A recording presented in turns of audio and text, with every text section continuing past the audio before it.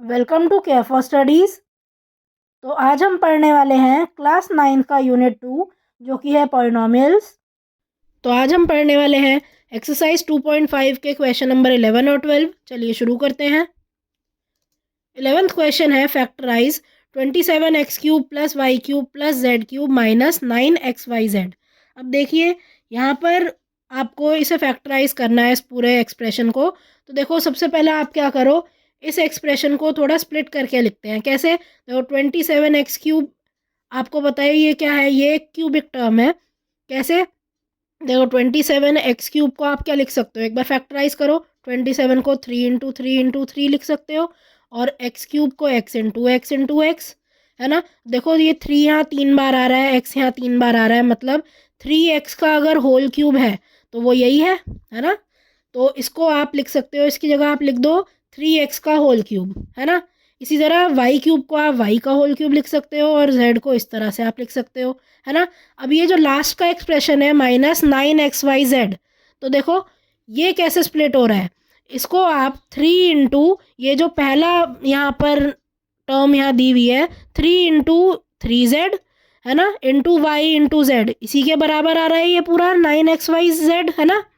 तो इसका मतलब यहाँ पर एक आइडेंटिटी इसी तरह की थी। कौन सी थी वो थी a³ + b³ + c³ is equal to, sorry, a³ + b³ + c³ - 3abc is equal to a + b + c multiplied by a² + b² + c² - ab - bc - ca, यही थी। अब यहाँ देखो इस आइडेंटिटी, ये जो एक्सप्रेशन है और ये जो आइडेंटिटी है, इसकी लेफ्ट हैंड साइड जो है वो सिमिलर है ना। पहले 3 जो टर्म है वो क्यूबिक टर्म है और बाद में -3 और फिर फर्स्ट टर्म, सेकंड टर्म और थर्ड टर्म मल्टीप्लाई हो रहे हैं आपस में, यही हो रहा है ना। तो यहाँ पर यही आइडेंटिटी यूज़ हुई है। तो बस क्या कर दोगे इसे फैक्टराइज करने के लिए, बस इसकी राइट हैंड साइड, जो आइडेंटिटी की राइट हैंड साइड है वो आप यहाँ पर पुट कर दोगे। कैसे? अब बस एक ही जगह आपको क्या लिखना है, ए की जगह आपको लिखना है 3x, बी की जगह आपको लिखना है y और सी की जगह लिखना है z, है ना। आइडेंटिटी की राइट हैंड साइड में आप ये वैल्यू सब्स्टिट्यूट कर दीजिए और करने के बाद कुछ इस तरह से आएगा। अब बस इसे आप सॉल्व करो। ये पहला ब्रैकेट तो एज इट इज़ लिखा जाएगा। सेकंड में देखो a² है मतलब 3x का होल स्क्वायर, 3x का होल स्क्वायर क्या होगा, 3 × 3 = 9, है ना, 9x², ये हो जाएगा 9x²। ये हो जाएगा y² + z², इसे आप मल्टीप्लाई करो तो -3xy, इसे मल्टीप्लाई करो -yz, इसे मल्टीप्लाई करो -3xz, ये यहाँ आंसर आ जाएगा। बस इसे और ज़्यादा सॉल्व करने की ज़रूरत नहीं है, ये इतना ही आप छोड़ दो, ये आ गया आंसर।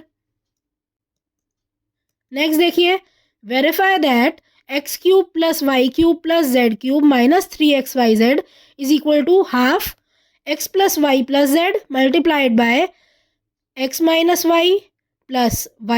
z + z - x। हमें यहाँ LHS और RHS इक्वल है ये प्रूव करना है।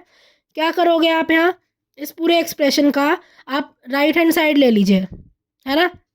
राइट हैंड साइड आपने लिया और यहाँ पर ये जो एक्सप्रेशन है x - y होल स्क्वायर, ये एक आइडेंटिटी होती है ना। x - y होल स्क्वायर क्या होता है, ये होता है x² - 2xy + y², यही होता है। तो देखो मैंने इसकी जगह यहाँ यही पुट कर दिया है, x² - 2xy + y², यही लिख दिया है। अब देखो y - z होल स्क्वायर की जगह आप क्या लिख दोगे, यहाँ भी आइडेंटिटी यही वाली पुट करोगे, है ना। क्या आएगा, y² - 2yz + z², ये देखो आइडेंटिटी लगा दी मैंने यहाँ। और ये लास्ट इसमें z - x होल स्क्वायर में भी आइडेंटिटी लगा दूंगी, है ना। कौन सी, यही वाली x - y होल स्क्वायर की। तो देखो z² - 2zx + x², यही आ जाएगा। अब देखो जो चीज़ें ऐड हो रही हैं वो ऐड कर लो, जैसे कि क्या, देखो ये जो x है और ये लास्ट में x है, x² + x² क्या हो जाता है, 2x², है ना। इन दोनों को जोड़ के क्या आएगा, इन दोनों को जोड़ के 2x² आएगा। इसके बाद y² और y² ये जुड़ के क्या आएगा, ये जुड़ के 2y² आ जाएगा। और ये दोनों जेड स्क्वायर भी आपस में जुड़ सकते हैं, क्या आ जाएगा 2z², है ना। यही स्टेप मैंने यहाँ किया है, जो चीज़ें जुड़ रही हैं वो मैंने ऐड कर ली। अब देखो यहाँ पर हर एक टर्म में आप देख सकते हो 2 आ रहा है ना। ये 2 सब में कॉमन है, तो ये 2 आप बाहर निकाल लीजिए, है ना। बाहर निकाल लिया मैंने इस 2 को, ये यहाँ लिखा है। और फिर अब नेक्स्ट स्टेप में इसे आप कट कर सकते हो, है ना। 1/2 मल्टीप्लाइड बाय 2 क्या होता है, कट जाएगा, ये तो 1 आएगा। अब नेक्स्ट स्टेप देखो क्या बचा यहाँ पर, यहाँ बचा x plus Y plus Z, और ये पूरा ब्रैकेट बचा, है ना, यही बचा। और ये आइडेंटिटी, ये सेम क्या है, एक आइडेंटिटी है, ये किसके बराबर होता है, ये होता है x³ plus y³ plus z³ minus 3xyz, है ना। ये आइडेंटिटी के बराबर होता है ना। यही क्या है, यही यहाँ पर जो LHS वाला पार्ट था वो यही था। तो क्योंकि LHS RHS इक्वल है, इसीलिए आप कहोगे कि ये आपने वेरीफाई कर दिया, है ना। तो ये आप इस तरह से इस पूरे को लिख लोगे। So thank you for watching. आज की क्लास के लिए बस इतना ही। अगर आपको ये वीडियो पसंद आई हो तो इसे लाइक करें, इसे शेयर करें और हमारे चैनल को सब्सक्राइब करें and hit the bell icon, जिससे हम जब भी एक नई वीडियो डालें तो उसका नोटिफिकेशन आप तक सबसे पहले पहुंचे। Thank you. आप अपने डाउट्स, सजेशंस और आपको जिस भी टॉपिक पर वीडियो चाहिए हमें कमेंट करके बताएं।